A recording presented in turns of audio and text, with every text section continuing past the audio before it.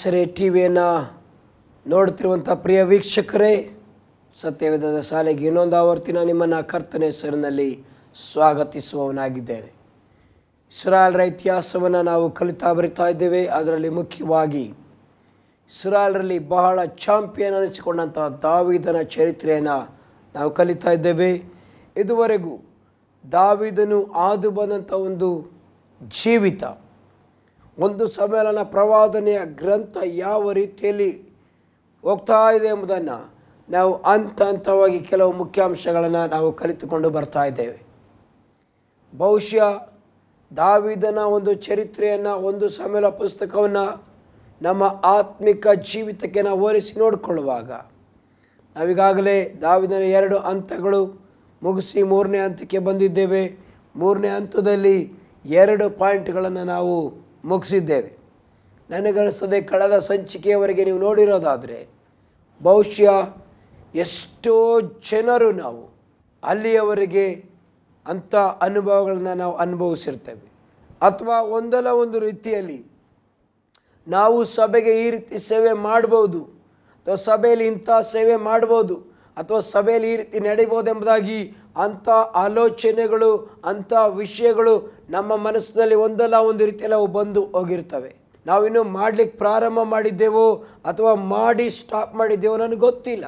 ಆದರೆ ಹೇಗೋ ಇದುವರೆಗೂ ನಾವು ದಾವೀದನ ಚರಿತ್ರೆಯಲ್ಲಿ ಕಳೆದಂಥ ಈ ಎಲ್ಲ ಒಂದು ಅನುಭವಗಳನ್ನು ಕ್ರೈಸ್ತ ವಿಶ್ವಾಸಿಗಳಂತ ನಾವು ಪ್ರತಿಯೊಬ್ಬರು ಕೂಡ ನಮ್ಮ ವೈಯಕ್ತಿಕ ಜೀವಿತದಲ್ಲಿ, ನಮ್ಮ ಆತ್ಮಿಕ ಜೀವಿತದಲ್ಲಿ, ನಮ್ಮ ಆತ್ಮಿಕ ಅನುಭವಗಳಲ್ಲಿ ನಾವು ಕಾಣಲಿಕ್ಕೆ ಸಾಧ್ಯ ಪ್ರಿಯರೇ. ಆದರೆ ಇನ್ನು ಮುಂದಕ್ಕೆ ದೇವರು ದಾವೀದನನ್ನು ಇಸ್ರಾಯೇಲರ ಅರಸನನ್ನಾಗಿ ಮಾಡಲಿಕ್ಕೆ ಅಭಿಷೇಕ ಮಾಡಿದ್ದಾರೆ. ಆದರೆ ಇನ್ನೂ ಅವನು ಇಸ್ರಾಯೇಲರಿಗೆ ಅರಸನಾಗಿಲ್ಲ. ಅರಸನಾಗಲಿಕ್ಕೆ ಇನ್ನೂ ಸ್ವಲ್ಪ ಕಾಲವಿದೆ. ದೇವರು ದಾವೀದನಿಗೆ ಕೊಟ್ಟಂಥ ಕರೆಯುವಿಕೆ, ದಾವೀದನಿಗನ್ನ ಸಿದ್ಧ ಮಾಡಿದಂಥ ಪದವಿ ಬಹಳ ಉನ್ನತವಾದದ್ದು, ಬಹಳ ಶ್ರೇಷ್ಠವಾದದ್ದು. ಅದು ರಾಜನ ಒಂದು ಪದವಿ, ಅರಸನ ಒಂದು ಪದವಿ, ಅತಿ ಮುಖ್ಯವಾದಂಥ ಪದವಿ. ಹಾಗಾಗಿ ಅವನಿಗೆ ಕೊಟ್ಟಂಥ ತರಬೇತಿಯು ಕೂಡ ಒಂದು ವಿಶೇಷವಾದದ್ದು, ವಿಶಿಷ್ಟವಾದದ್ದು ಆಗಿತ್ತು. ಅದಕ್ಕೆ ದೇವರವನನ್ನು ಅಭಿಷೇಕ ಮಾಡಿದರು. ಮಧ್ಯದಲ್ಲಿ ಅವನು ರಾಜನಾಗೋದಕ್ಕಿಂತ ಮಧ್ಯದಲ್ಲಿ ಅನೇಕ ಕಾರ್ಯಗಳಲ್ಲಿ ಅವನು ನಡೆದು ಓದಬೇಕಾಗ್ತದೆ ಪ್ರಿಯರೇ. ಬಹುಶಃ ವಿಶ್ವಾಸಿಗಳಾದ ನಾವು ಕೂಡ ಅದೇ ದಾರಿಯಲ್ಲಿ ನಾವು ಹಾದು ಬರಬಹುದು. ಆದರೆ ಎಲ್ಲರೂ ರಾಜನ ಒಂದು ಅಭಿಷೇಕಕ್ಕಾಗಿ ನಾವು ಕರೆಯಲ್ಪಟ್ಟವರಲ್ಲ. ನಮಗೆ ಕರ್ತನ ಸಭೆಯಲ್ಲಿ ವಿವಿಧ ರೀತಿಯ ಸೇವೆಗಳಿವೆ, ವಿವಿಧ ರೀತಿಯ ಕಾರ್ಯಗಳಿವೆ, ವಿವಿಧ ರೀತಿಯ ಜವಾಬ್ದಾರಿಗಳಿವೆ. ಆ ಸಭೆಯಲ್ಲಿ 5 ರೀತಿಯ ಸ್ಥಾನಗಳಿರುವುದನ್ನು ನಾವು ನೋಡ್ಬೋದು. ಅಪೊಸ್ತಲರು, ಪ್ರವಾದಿಗಳು, ಸುವಾರ್ತಿಕರು, ಉಪದೇಶಕರು, ಸಭಾಪಾಲಕರು. ಈ ರೀತಿಯಲ್ಲಿ 5 ರೀತಿಯ ಶ್ರೇಷ್ಠವಾದಂಥ ಕರೆಯುವಿಕೆಗಳಿವೆ.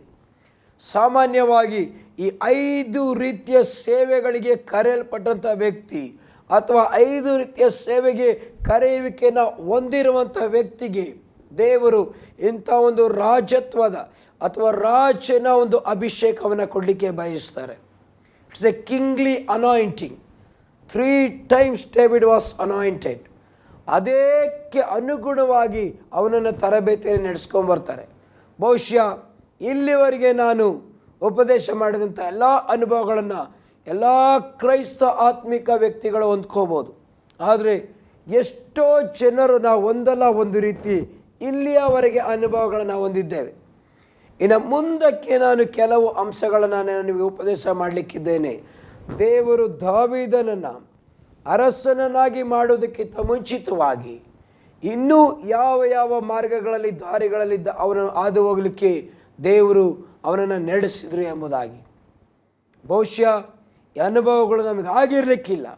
ಆದರೆ ಕರ್ತನ ಹೆಸರನ್ನು ನಾನು ಹೇಳ್ತೇನೆ, ಎಲ್ಲ ದೇವರ ಮಕ್ಕಳು, ಎಲ್ಲ ಆತ್ಮಿಕ ವ್ಯಕ್ತಿಗಳು, ಎಲ್ಲ ಕ್ರಿಸ್ತನ ಸೇವಕರುಗಳು ಇಂಥ ಒಂದು ಅನುಭವದಲ್ಲಿ ಹಾದು ಹೋಗಲಿಕ್ಕೆ ನಾವು ಪ್ರಯತ್ನಿಸುವುದಾದರೆ, ನಮ್ಮನ್ನು ನಾವು ದೇವರಿಗೆ ಒಪ್ಪಿಸಿಕೊಡುವುದಾದರೆ, ಪ್ರಿಯ ಕರ್ತನ ಸಭೆಯಲ್ಲಿರ್ತಕ್ಕಂಥ ದೇವರ ಮಕ್ಕಳೇ, ಸೈತಾನನ ಸಾಮ್ರಾಜ್ಯವನ್ನು ನಾಶ ಮಾಡೋದಕ್ಕೆ ನಮಗೇನು ಕಷ್ಟ ಆಗೋದಿಲ್ಲ.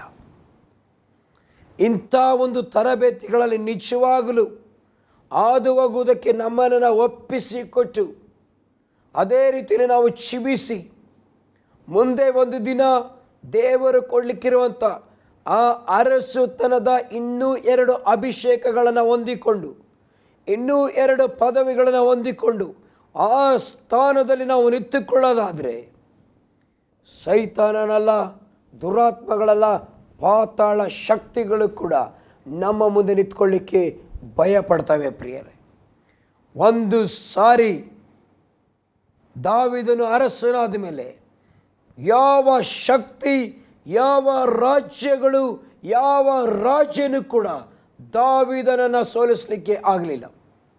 ಸಮಸ್ತ ರಾಜ್ಯಗಳನ್ನು ಅವನು ಸೋಲಿಸ್ಕೊಂಡು ಬಂದ. ಯೆಬೂಸಿಯರು ಹೇಳ್ತಾರೆ, ದಾವೀದನ ಹತ್ರ ಬಂದರೆ ಹೊರಗಡೆ ಇರ್ತಕ್ಕಂಥ ಅರಸರುಗಳೇ ಭಿಕ್ಷೆ ಬೇಡ, ಜನರನ್ನು ಹೊಡೆದೋಡಿಸ್ತಾರೆ ಎಂಬುದಾಗಿ ಭಾಳ ಹೀನಯವಾಗಿ ಕೀಳಾಗಿ ಅವನ ಬಗ್ಗೆ ಮಾತಾಡ್ತಾರೆ. ಆದರೆ ದಾವೀದನವನ ಸೈನ್ಯವಾಗಿ ಅಂಥ ಬಲವಾದ ಕೋಟೆಯಾದಂಥ ಯೆಬೂಸಿಯರನ್ನು ಕೂಡ ಸೋಲಿಸಿ ಅಲ್ಲಿ ಅವನು ದಾವೀದ ನಗರವನ್ನು ಕಟ್ತಾನೆ. ಪ್ರಿಯರೇ, ಯಾಕೆ ನಾನು ಹೇಳ್ತಾ ಇದ್ದೇನೆ ಎಂಬುದಾಗಿ ನೋಡುವುದಾದರೆ, ನಾವು ಸೈತಾನನ ರಾಜ್ಯವನ್ನು ಕೆಡವಲಿಕ್ಕೆ ಸಿದ್ಧರಾಗಬೇಕು. ನಮ್ಮ ಕಣ್ಣು ಮುಂದೆ ಸೈತಾನನು ಎಷ್ಟರ ಮಟ್ಟಿಗೆ ತನ್ನ ಸಾಮ್ರಾಜ್ಯವನ್ನು ಕಟ್ಟಿಕೊಂಡು ಆಳ್ವಿಕೆ ಮಾಡ್ತಾ ಇದ್ದಾನೆ ಎಂಬುದಾಗಿ ನೋಡುವಾಗ, ದುರಾತ್ಮಗಳು, ದೆವ್ವಗಳು ಎಷ್ಟರ ಮಟ್ಟಿಗೆ ನಮಗೆ ವಿರುದ್ಧವಾಗಿ ನಿಂತ್ಕೊಂಡಿದ್ದಾವೆ. ಈ ದಿನಗಳಲ್ಲಿ ನಮಗೆ ಸುವಾರ್ತೆ ಸಾರುವುದೇ ಒಂದು ಕಷ್ಟವಾಗಿದೆ. ಜನರನ್ನು ಕಣ್ಣೀರಿನಿಂದ, ಜನರನ್ನು ಕಷ್ಟದಿಂದ ಬಿಡಿಸುವುದೇ ಒಂದು ಕಷ್ಟದ ಪರಿಸ್ಥಿತಿಯಾಗಿದೆ. ಯಾಕೆ ಅಂದರೆ ನಮಗೆ ನಮ್ಮ ವಿರುದ್ಧವಾಗಿರುವಂಥ ನಮ್ಮ ಶತ್ರುವಾದ ಸೈತಾನನು ದುರಾತ್ಮಗಳಿಗೆ ವಿರುದ್ಧವಾಗಿ ಹೋರಾಟ ಮಾಡಲಿಕ್ಕೆ ಆಗ್ತಾ ಇಲ್ಲ. ಅವ್ರ ಮುಂದೆ ನಮಗೆ ನಿಲ್ಲಲಿಕ್ಕೆ ಆಗ್ತಾ ಇಲ್ಲ. ಯಾಕೆಂದರೆ ನಾವು ಬಲಹೀನರು, ಅಥವಾ ನಮ್ಮಲ್ಲಿರುವಂಥ ಅಭಿಷೇಕ ಕಡಿಮೆ ಆಗಿದೆಯೋ, ನಮಗೆ ಆ ಅಧಿಕಾರವನ್ನು ನಾವಿನ್ನು ಹೊಂದ್ಕೊಂಡಿಲ್ವೋ. ಯಾಕೆ ನಾವು ಸೈತಾನನ ಸಾಮ್ರಾಜ್ಯವನ್ನು ನಾಶ ಮಾಡಿ ನಾವು ತಲೆಯಾಗಿ ನಿಂತ್ಕೊಳ್ಳಿಕ್ಕೆ ನಮಗೆ ಆಗ್ತಾ ಇಲ್ಲ? ಯಾಕೆಂದರೆ ದಾವೀದನ ರೀತಿಯಲ್ಲಿ ನಾವು ಮುಂದೆ ಮುಂದೆ ಹೋಗಿ ನಾವು ಅರಸುತನದ ಅಭಿಷೇಕವನ್ನು ಹೊಂದ್ಕೊಳ್ಬೇಕು. ಪ್ರಿಯರೇ, ಇನ್ನು ಮುಂದೆ ಉಪದೇಶ ಮಾಡುವಂಥ ಉಪದೇಶಗಳು ಬಹುಶಃ ಅದು ನಮಗೆ ಉಪದೇಶವಾಗಿ ಕಾಣಿಸ್ಬೋದು. ಆದರೆ ಪ್ರಿಯ ದೇವರ ಮಕ್ಕಳೇ, ಕೇಳಿಸ್ಕೊಳ್ತಿರುವಂಥ ನೀವು ಸಂಪೂರ್ಣವಾದ ಸಮರ್ಪಣೆ ಮಾಡಿಕೊಂಡು ನಾವು ಆ ರಾಜನ ಅಭಿಷೇಕವನ್ನು ಹೊಂದ್ಕೊಳ್ತೇವೆ. ಸರ್ವಶಕ್ತನಾದ ದೇವರಿಂದ ಆ ರಾಜನ ಅಭಿಷೇಕವನ್ನು ನಾವು ಹೊಂದಿಕೊಂಡು ಅಂಥ ಅಭಿಷೇಕದಲ್ಲಿ, ಅಂಥ ಅಧಿಕಾರದಲ್ಲಿ, ಅಂಥ ಬಲದಲ್ಲಿ ನಾವು ನಿಂತುಕೊಂಡು ಸೈತಾನನ ಸಾಮ್ರಾಜ್ಯವನ್ನು ಉರುಳಿಸಿ ಬಂಧನಲ್ಲಿರ್ತಕ್ಕಂಥ ಆತ್ಮಗಳಿಗೆ ಬಿಡುಗಡೆಯನ್ನು ನಾವು ಕೊಡ್ತೇವೆ ಎಂಬುದಾಗಿ ನೀವು ಸಮರ್ಪಣೆ ಮಾಡಿಕೊಳ್ಳೋದಾದರೆ ಒಂದು ದಿನ ಬರ್ತದೆ, ನಾವು ಸೈತಾನನ ಸಾಮ್ರಾಜ್ಯವನ್ನು ನಾಶ ಮಾಡ್ತೇವೆ. ನಮ್ಮ ಮುಂದಿನ ಟೀಚಿಂಗ್ ಅದೊಂದು ವೇಳೆ ನಮಗೆ ಪ್ರಾಕ್ಟಿಕಲ್ ಆಗಿ ನಾವು ಯಾರು ಮಾಡದೇ ಇರಬಹುದು. ಇದುವರೆಗೂ ನಾವು ಅದರಿಂದ ಕೆಳಮಟ್ಟದಲ್ಲಿ ಇರಬಹುದು. ಆದರೆ ಪ್ರಿಯ ದೇವರ ಮಕ್ಕಳೇ, ಪ್ರಿಯ ಆತ್ಮಿಕ ವ್ಯಕ್ತಿಗಳೇ, ಈ ಕಾರ್ಯಗಳಲ್ಲಿ ನಮ್ಮನ್ನು ನಾವು ತೊಡಗಿಸಿಕೊಳ್ಳೋದಾದರೆ ದೇವರು ನಮಗೆ ಅದರಲ್ಲಿ ತರಬೇತಿ ಕೊಡಲಿಕ್ಕೆ ಸಿದ್ಧನಾಗಿದ್ದಾನೆ. ಪವಿತ್ರಾತ್ಮನು ನಮ್ಮನ್ನು ಅಂಥ ತರಬೇತಿಗಳನ್ನು ನಡೆಸಲಿಕ್ಕೆ ಸಿದ್ಧವಾಗಿದ್ದಾನೆ. ನಾವಂಥ ಯುದ್ಧ ವೀರರಾಗಬೇಕು. ನಾವು ಕ್ರಿಸ್ತನ ಸೈನಿಕರುಗಳಾಗಬೇಕು. ನಾವು ಸೈತಾನನ ರಾಜ್ಯವನ್ನು ನಾಶ ಮಾಡಲಿಕ್ಕೆ ಸಿದ್ಧತೆಯನ್ನು ಮಾಡಿಕೊಳ್ಳಬೇಕು. ಮುಂದೆ ದಾವೀದನು ಮಾಡುವಂಥ ಕಾರ್ಯಗಳು, ಅವನ 3ನೇ ಹಂತದಲ್ಲಿ ಅವನು ಮಾಡಿದಂಥ ಒಂದು ಮುಂದಿನ ಒಂದು ಹೆಜ್ಜೆ ಪ್ರಾರಂಭದಿಂದ ನೋಡೋದಿದ್ರೆ ಇದು 11ನೆಯ ವಿಷಯ. 3ನೇ ಹಂತದಲ್ಲಿ ನೋಡೋದಾದರೆ ಇದು 3ನೇ ವಿಷಯ. 23ನೇ ಅಧ್ಯಾಯ 13ನೇ ವಚನ ಹೇಳ್ತದೆ, ಆಗ ದಾವೀದನು ತನ್ನ ಸಂಗಡ ಇದ್ದ 600 ಜನರ ಸಹಿತವಾಗಿ ಕೈಲಾ ಊರನ್ನು ಬಿಟ್ಟು ಎಲ್ಲೆಲ್ಲಿಯೋ ಅಲೆದಾಡಿದನು. ಇಂಗ್ಲೀಷ್ನಲ್ಲಿ ಹೇಳ್ತದೆ, he went to place after place.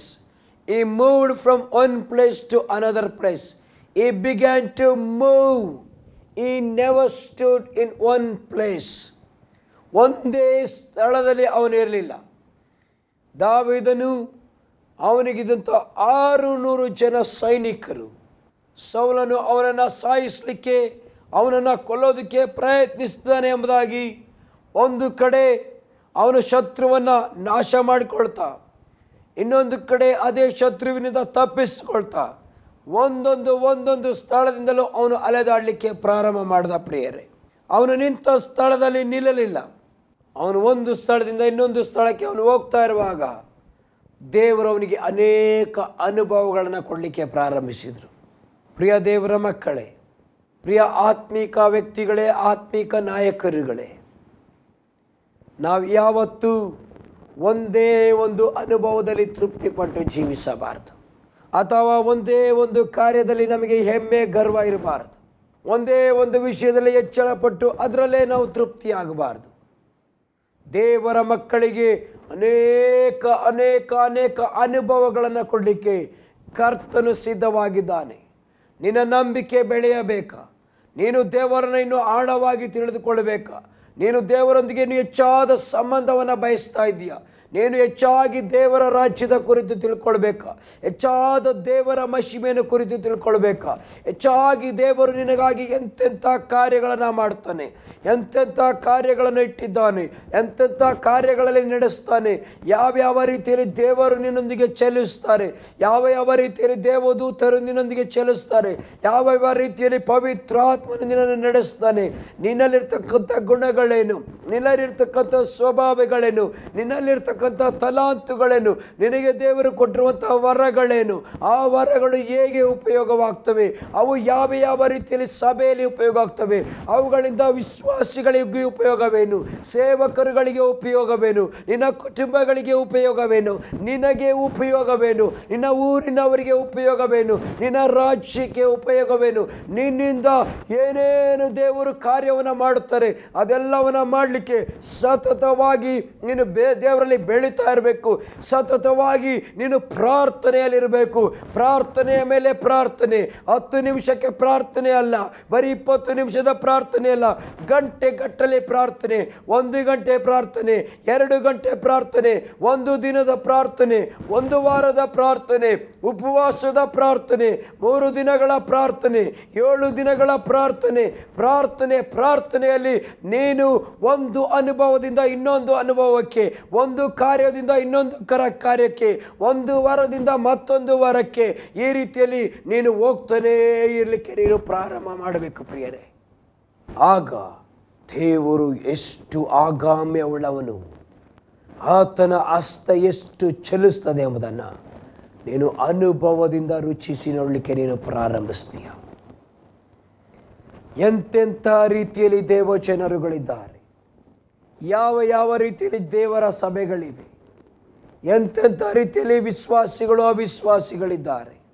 ಈ ಪ್ರಪಂಚ ಯಾವ ರೀತಿ ಇದೆ, ಈ ಪ್ರಪಂಚ ಯಾವ ರೀತಿ ಮೂವ್ ಆಗ್ತಾ ಇದೆ, ಲೋಕದ ಕಾರ್ಯಗಳು ಯಾವ ರೀತಿ ಮೂವ್ ಆಗ್ತವೆ, ಲೋಕದ ಸಂಗತಿಗಳು ಯಾವ ರೀತಿ ಮೂವ್ ಆಗ್ತವೆ, ಅದರ ಮಧ್ಯದಲ್ಲಿ ಆತ್ಮಿಕ ಲೋಕ ಯಾವ ರೀತಿ ಚಲಿಸ್ತಾ ಇದೆ, ಆತ್ಮಿಕ ಕಾರ್ಯಗಳು ಯಾವ ರೀತಿ ನಡೀತಾ ಇದ್ದಾವೆ, ನೀನು ಎಲ್ಲವನ್ನ ನೀನು ಅನುಭವದಿಂದ ತಿಳ್ಕೊಳ್ಳಿಕ್ಕೆ ನೀನು ಪ್ರಾರಂಭ ಮಾಡ್ತೀಯ.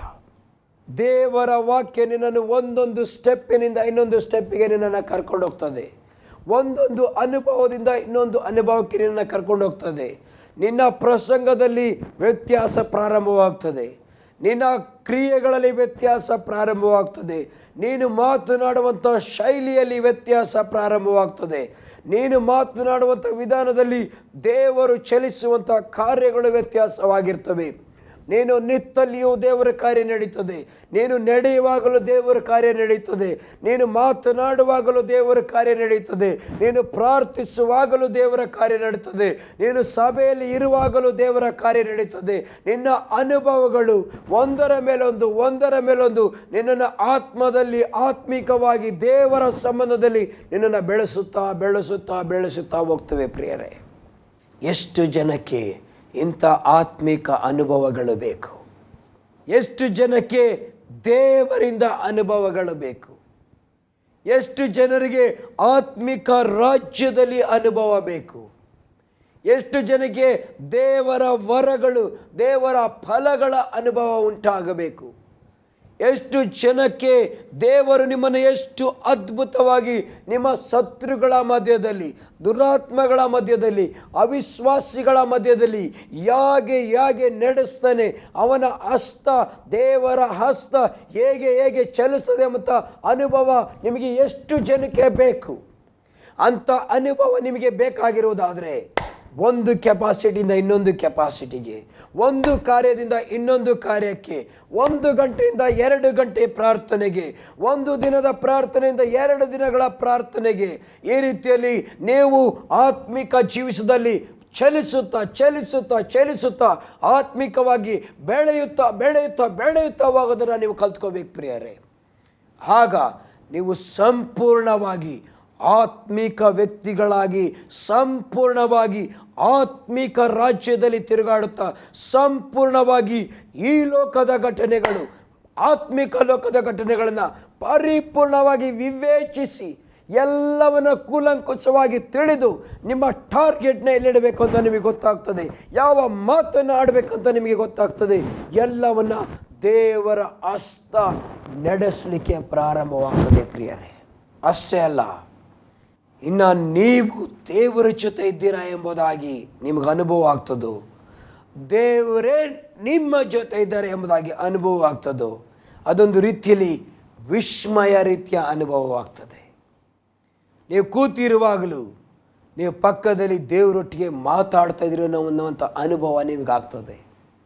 ನೀವು ಸುಮ್ಮನೆ ಇರುವಾಗಲೂ ಪವಿತ್ರಾತ್ಮನು ನಿಮ್ಮ ಜೊತೆ ಸಂಭಾಷಣೆ ಮಾಡುವಂಥ ಅನುಭವಗಳು ನಿಮಗಾಗ್ತದೆ. ನೆಕ್ಸ್ಟ್ ಒಂದು ಹೆಜ್ಜೆ ಇಡಬೇಕು ಅಂದರು, ಪವಿತ್ರಾತ್ಮನೇ, ಪ್ರೀತಿಯುಳ್ಳ ಸ್ನೇಹಿತನೇ, ನಮ್ಮ ಜೊತೆಯಲ್ಲಿ ನಾವಿಬ್ಬರು ಜೊತೆಯಾಗಿದ್ದೀವಲ್ಲ, ನೆಕ್ಸ್ಟ್ ಇಂಥ ಕಾರ್ಯ ಮಾಡ್ಬೋದಾ, ನೆಕ್ಸ್ಟ್ ಇಂಥ ಸ್ಥಳಕ್ಕೆ ನಾವು ಹೋಗ್ಬೋದಾ, ನೆಕ್ಸ್ಟ್ ನಾವು ಏನು ಮಾಡೋಣ, ನೆಕ್ಸ್ಟ್ ನಾವೆಲ್ಲಿರೋಣ. ಸತತವಾದ ಸಂಭಾಷಣೆ ದೇವರಾತ್ಮನೊಂದಿಗೆ, ಸತತವಾದ ದೇವರ ಕಾರ್ಯಗಳು, ಈ ವಾಕ್ಯಗಳು ಜೀವವಾಗಿ ನಿಮಗೆ ಮಾರ್ಪಡ್ತವೆ. ಈ ವಾಕ್ಯಗಳು ಬರೀ ಪುಸ್ತಕದ ಮಾತುಗಳಾಗಿರೋದಿಲ್ಲ, ನಿಮ್ಮೊಂದಿಗೆ ಮಾತನಾಡುವಂಥ ವಾಕ್ಯಗಳಾಗಿರ್ತವೆ. ನಿಮ್ಮ ಕಿವಿಯಲ್ಲಿ, ನಿಮ್ಮ ಬಾಯಲ್ಲಿ, ನಿಮ್ಮ ಹೃದಯದಲ್ಲಿ, ನಿಮ್ಮ ಮನಸ್ಸಿನಲ್ಲಿ ಅವು ರಾರಾಜಿಸಲಿಕ್ಕೆ ಪ್ರಾರಂಭವಾಗುತ್ತವೆ. ಕ್ಷಣ ಕ್ಷಣಕ್ಕೆ ದೇವರ ವಾಕ್ಯ ನಿಮ್ಮ ಒಳಗಡೆ ಚಲಿಸಲಿಕ್ಕೆ ಪ್ರಾರಂಭವಾಗ್ತದೆ. ಆತ್ಮಿಕ ಲೋಕದಲ್ಲಿ ನೀವಿರ್ತೀರ, ಈ ವಾಕ್ಯಕ್ಕೆ ಒಂದು ತಡೆಯೇ ಇರುವುದಿಲ್ಲ. ಯಾವ ರೀತಿ ಫೋನ್ ಕಾಲ್ ಬಂದರೆ ನೇರವಾಗಿ ನೀವು ಕ್ಲಿಯರಾಗಿ ಮಾತಾಡ್ತಿರೋ ಅಂಥ ಕ್ಲಾರಿಟಿ, ಅಂಥ ಕ್ಲಿಯರಾಗಿ ವಾಕ್ಯಕ್ಕೂ ನಿಮಗೂ ಸಂಬಂಧ ಬೆಳೀತದೆ. ವಾಕ್ಯದಲ್ಲಿರ್ತಕ್ಕಂಥ ಗೂಢಾರ್ಥಗಳು ನಿಮಗೆ ಹಾಗೆಯೇ ಬಿಚ್ಚಲ್ಪಡಲಿಕ್ಕೆ ಪ್ರಾರಂಭವಾಗ್ತವೆ ಪ್ರಿಯರೇ. ಒಂದು ವಾಕ್ಯ ನಿಮ್ಮೊಳಗಡೆ ಮಾತನಾಡುವಾಗ ಆ ವಾಕ್ಯದಲ್ಲಿರ್ತಕ್ಕಂಥ 10, 100, ಸಾವಿರಾರು ಗೂಢಾರ್ಥಗಳು ಹಾಗೆಯೇ ನಿಮಗೆ ತೆರೆಯಲಿಕ್ಕೆ ಪ್ರಾರಂಭವಾಗ್ತದೆ. ದೇವರ ವಾಕ್ಯ ಇದು, ದೇವರ ಮಾತು. ಈ ವಾಕ್ಯ ವರತೆ ಇದ್ದಾಗೆ ಪ್ರಿಯರೇ. ಈ ವರತೆನ ನೋಡುವವರಿಗೆ ಒಬ್ಬೊಬ್ಬರಿಗೆ ಒಂದು ರೀತಿಯಾಗಿ ಕಾಣಿಸ್ತದೆ. ಈ ವರತೆಯನ್ನು ರುಚಿ ನೋಡುವವರಿಗೆ ಅವರವರಿಗೆ ಬೇಕಾದಂಥ ರುಚಿ ಅವರವರಿಗೆ ಸಿಗ್ತದೆ. ಈ ವರತೆಯನ್ನು ವರ್ಣಿಸುವವರಿಗೆ ಅವರವರ ಅನುಭವಕ್ಕೆ ತಕ್ಕಾಗಿ ಅವರು ಅನುಭವಿಸ್ತಾರೆ, ಅವರು ವರ್ಣಿಸ್ತಾರೆ. ಆ ರೀತಿಯಲ್ಲಿ ಈ ವಾಕ್ಯ ನಿಮಗೆ ಮಾರ್ಪಡುವಂಥದ್ದಾಗಿದೆ ಪ್ರಿಯರೇ. ಒಂದೇ ವಾಕ್ಯ ಅದನ್ನು 10 ಜನಗಳಿಗೆ ಕೈಗೆ ಕೊಟ್ಟರೆ ಅವರ 10 ಅನುಭವಗಳಿಗೆ ಅನುಗುಣವಾಗಿ, ಅವರು ಅದರಲ್ಲಿ ತಿಳ್ಕೊಳ್ಳುವಂಥ 10 ರೀತಿಗೆ ಅನುಗುಣವಾಗಿ 10 ಸಂದೇಶಗಳನ್ನು ಒಂದೇ ವಾಕ್ಯದಿಂದ ಅವರು ಪ್ರಸಂಗ ಮಾಡ್ತಾರೆ. ಯಾವುದನ್ನು ನೀವು ಸರಿ ಅಂತ ಹೇಳೋಕ್ಕಾಗೋದಿಲ್ಲ, ಯಾವುದನ್ನು ನೀವು ತಪ್ಪು ಅಂತಲೂ ಹೇಳೋಕ್ಕಾಗೋದಿಲ್ಲ. ಯಾಕೆ ಅಂತ ಹೇಳಿದ್ರೆ ಅದು ಅವರ ಅನುಭವ, ಅದು ಅವರು ನೋಡಿದ ರೀತಿ, ಅದು ಅವರ ಅಭಿಪ್ರಾಯ, ಅದು ಅವರು ಅವರಿಗೆ ದೇವರು ಕೊಟ್ಟಂಥ ಅನುಭವ. ಅಂಥ ಜೀವ ವರತೆಯಾಗಿ ಈ ವಾಕ್ಯ ನಿಮಗೆ ಕಾಣಿಸ್ತದೆ ಪ್ರಿಯರೇ. ಈ ರೀತಿಯಲ್ಲಿ ಅನುಭವಗಳಿಂದ ಅನುಭವಗಳಿಗೆ ನೀವು ಬೆಳೀತಾ ಹೋಗಲಿಕ್ಕೆ ಪ್ರಾರಂಭಿಸ್ತೀರ. ಆ ಆತ್ಮಿಕ ಅನುಭವಗಳು ನಿಮಗಾಗುವಾಗ ನಿಮ್ಮ ಜೀವಿತ ಆಲ್ಮೋಸ್ಟ್ ಶಾರೀರಿಕ ಜೀವಿತವಾಗಿರುವಂಥದ್ದು, ಲೋಕದ ಜೀವಿತವಾಗಿರುವಂಥದ್ದು, ಬಲಹೀನವಾದ ಜೀವಿತವಾಗಿರುವಂಥದ್ದು ನಿಧಾನಕ್ಕೆ ಅದು ಆತ್ಮಿಕ ಜೀವಿತವಾಗಿ ಮಾರ್ಪಡಲಿಕ್ಕೆ ಪ್ರಾರಂಭಿಸ್ತದೆ. ಅದು ದೇವರ ಗುಣಲಕ್ಷಣದ ಜೀವಿತವಾಗಿ ಮಾರ್ಪಡಲಿಕ್ಕೆ ಪ್ರಾರಂಭಿಸ್ತದೆ. ಅದು ದೇವರ ರಾಜ್ಯಕ್ಕೆ ಅನುಗುಣವಾದ ಜೀವಿತವಾಗಿ ಮಾರ್ಪಡ್ತದೆ. ಅವರ ಬಾಯಲ್ಲಿ ದೇವರ ರಾಜ್ಯದ ಭಾಷೆಗಳು ಪ್ರಾರಂಭವಾಗ್ತವೆ, ದೇವರ ರಾಜ್ಯದ ವಿಷಯಗಳು ಪ್ರಾರಂಭವಾಗ್ತವೆ. ಅವರ ಬಾಯಲ್ಲಿ ದೇವರ ರಾಜ್ಯದ ಆಶೀರ್ವಾದಗಳು, ದೇವರ ರಾಜ್ಯದ ವಾಗ್ದಾನಗಳು, ದೇವರ ರಾಜ್ಯದ ಪ್ರವಾದನೆಗಳು, ದೇವರ ರಾಜ್ಯದ ಬಿಡುಗಡೆಯ ಮಾತುಗಳು ಅವರ ಜೀವಿತದಲ್ಲಿ ಪ್ರಾರಂಭವಾಗುತ್ತವೆ. ಅವರು ಚಲಿಸುವಂಥ ಸ್ಥಳಗಳಲ್ಲಿ ದುರಾತ್ಮನ ಶಕ್ತಿಗಳು ನಿಂತ್ಕೊಳ್ಳೋದಿಲ್ಲ. ಅವರು ಹೋಗುವಂಥ ಸ್ಥಳಗಳಲ್ಲಿ ದೆವ್ವಗಳು ನಿಂತ್ಕೊಳ್ಳೋದಿಲ್ಲ. ಅವರು ಹೋಗುವಂಥ ಸ್ಥಳದಲ್ಲಿ ಮಾಟ ಮಂತ್ರ ಶಕ್ತಿಗಳು ಹಾಗೆಯೇ ನಾಶವಾಗಿ ಹೋಗ್ತವೆ. ಅವರು ಚಲಿಸುವಂಥ ದಾರಿಗಳಲ್ಲಿ ಸೈತಾನನ ದೂತರು ಸುಮ್ಮನೆ ಬಾಯಿ ಮುಚ್ಚಿಕೊಂಡು ಅವರಿಗೆ ದಾರಿಯನ್ನು ತೆರೆಯುವವರಾಗಿದ್ದಾರೆ. ಯಾಕೆಂತ ಹೇಳಿದ್ರೆ ಅವರು ಸಾಮಾನ್ಯರಲ್ಲ, ಅವರು ಲೋಕದವರಲ್ಲ, ಅವರು ಲೋಕದ ಸ್ವಭಾವವನ್ನು ಹೊಂದಿದವರಲ್ಲ, ಅವರಿಗೂ ಲೋಕಕ್ಕೆ ಯಾವ ಸಂಬಂಧವಿಲ್ಲ. ನೀವು ಲೋಕದಲ್ಲಿದ್ದರೂ ಲೋಕದವರಲ್ಲ ಎಂಬುದಾಗಿ ಸ್ವಾಮಿ ಹೇಳಿದ ಹಾಗೆ ಅವರು ಲೋಕದಲ್ಲಿಯೇ ಇದ್ದರೂ ಲೋಕದವರ ಅಲ್ಲದೆ ದೇವರ ರಾಜ್ಯದವರಾಗಿ ಅಧಿಕಾರದಿಂದಲೂ ಬಲದಿಂದಲೂ ಅವರು ಚಲಿಸಲಿಕ್ಕೆ ಪ್ರಾರಂಭಿಸ್ತಾರೆ. ಪ್ರಿಯರೇ, ಅಂಥ ವ್ಯಕ್ತಿ ನೀನು ಆಗಬೇಕಾ? ಅಂಥ ಆತ್ಮಿಕ ವ್ಯಕ್ತಿ ನೀನು ಆಗಬೇಕು. ನಿನ್ನನ್ನು ನೀನು ದೇವರ ಕೈಗೆ ಸಂಪೂರ್ಣವಾಗಿ ಸಮರ್ಪಿಸಿಕೊಡು. ಎಸ್, ಸೈತಾನನು ಅವರ ದೂತರು, ನಮ್ಮ ಶತ್ರುಗಳು ಅವರ ದೂತರು ನಮ್ಮನ್ನು ನಿಶ್ಶೇಷ ಮಾಡುವುದಕ್ಕಾಗಿ, ನಮ್ಮನ್ನು ಸಂಪೂರ್ಣವಾಗಿ ನಾಶ ಮಾಡೋದಕ್ಕಾಗಿ ಅವರು ಬೇಕಾದಷ್ಟು ತಂತ್ರೋಪಾಯಗಳನ್ನು ಮಾಡ್ತಾ ಇರಬಹುದು. ಬೇಕಾದಷ್ಟು ನಮ್ಮ ಹಿಂದೆ ನಮ್ಮನ್ನು ಹೊಡೆಯಲಿಕ್ಕೆ ಪ್ರಯತ್ನಿಸ್ತಿರ್ಬೋದು. ಎಲ್ಲ ಕಡೆಗಳಲ್ಲಿ ನಮಗೋಸ್ಕರ ಹುಡುಕಿಸ್ಲಿಕ್ಕೆ ಪ್ರಯತ್ನ ಪಡ್ತಿರ್ಬೋದು. ಅದ್ರ ಬಗ್ಗೆ ನಾವು ತಲೆ ಕೆಡಿಸ್ಕೊಳ್ಳೋದು ಬೇಡ. ಸೃಷ್ಟಿಕರ್ತನಾದ ದೇವರು ಆಗಲೇ ನನಗೆ ಮೊದಲ ಅಭಿಷೇಕವನ್ನು ನನ್ನ ಮೇಲೆ ಕೊಟ್ಟುಬಿಟ್ಟಿದ್ದಾನೆ. ನನ್ನ ದೇವರು ಆಗಲೇ ಹೇಳಿದ್ದಾನೆ ನೀನು ರಕ್ಷಣೆ ಹೊಂದಿದಂಥ ವ್ಯಕ್ತಿ ಎಂಬುದಾಗಿ.